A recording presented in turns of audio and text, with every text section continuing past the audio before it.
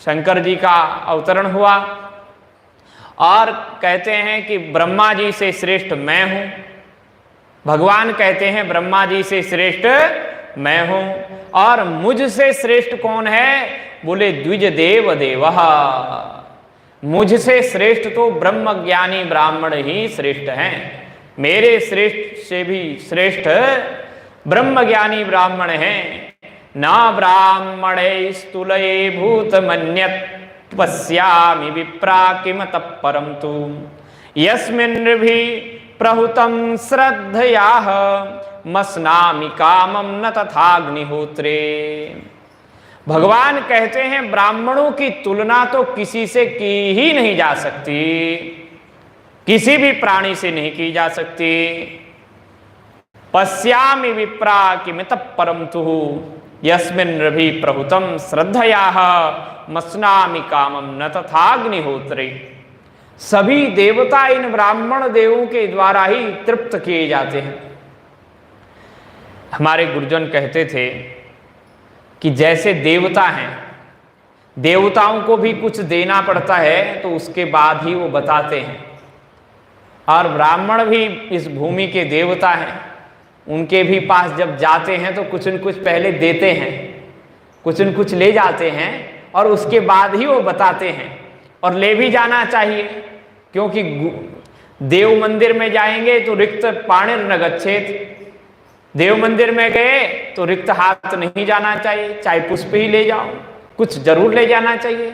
गुरुजी के पास गए तो कुछ लेके जाओ, ब्राह्मण के पास गए तो कुछ लेके जाओ, तो अपने स्वजन के पास, माता पिता के पास गए वहां भी कुछ न कुछ लेके जाओ।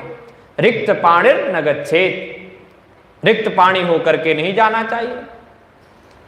तो ये जो देवता होते हैं वो कहते हैं पहले दो फिर बताओ अपनी समस्या, और वो भी देते हैं। फिर देवता भी देते हैं, आपको बहुत कुछ देंगे। तो यस्मिन्नृभि प्रहुतं श्रद्धयाः, भगवान कहते हैं इन ब्राह्मण देवताओं को श्रद्धा से जब कोई खिलाता है तो एक बहुत बड़ा यज्ञ हो जाता है। ऐसा यज्ञ, उस यज्ञ से मुझे इतनी तृप्ति होती है, भगवान कहते हैं, पर वो यज्ञ श्रद्धा पूर्वक होना चाहिए। श्रद्धयाः, श्रद्धा के साथ जब ब्राह्मणों को भोजन कराया जाता है, संत महात्माओं को भोजन कराया जाता है, तो भगवान कहते हैं कामम अस्नामि, मैं इच्छानुसार उसको पा करके अत्यंत आनंद और आह्लाद को प्राप्त होता हूं। न तथाग्निहोत्रे, वैसा आनंद अग्नि में किए हुए हवन से मुझे प्राप्त नहीं होता।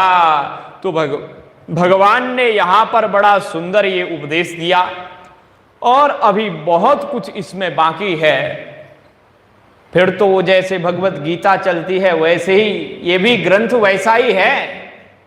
ये कथा का ग्रंथ नहीं है, कथा तो इसमें है, उपाख्यान तो इसमें है, लेकिन ये ग्रंथ भी गीता जी से कम नहीं है। इस ग्रंथ में भी सारा ज्ञान विज्ञान भरा हुआ है। बस गीता जी इतनी है कि छोटी सी है तो समझने में थोड़ी सरलता हो जाती है, और ये ग्रंथ इतना विशाल है कि इसको समझना थोड़ा कठिन होता है। कुछ गुरुजनों की कृपा से मैंने समझा है, समझने का प्रयास किया है, वो मैं आपके सामने रखने का प्रयास करता हूं। आज की समस्या यही है कि पहले तो सिद्धांत का प्रतिपादन भागवत के द्वारा किया जाता था, उसके बाद वक्ताओं ने सिद्धांत को तो छोड़ दिया, कथा को बोलना शुरू कर दिया, केवल कथा कथा बोलते चले गए। अब तो धीरे धीरे कथा भी छोड़ रहे हैं, बस भजन चलता रहता है। बोलो राधे, भजन के बिना तो काम ही नहीं होता। जय जय राम कृष्ण हरि, जय जय राम कृष्ण हरि, जय जय राम कृष्ण हरि, जय जय राम कृष्ण हरि।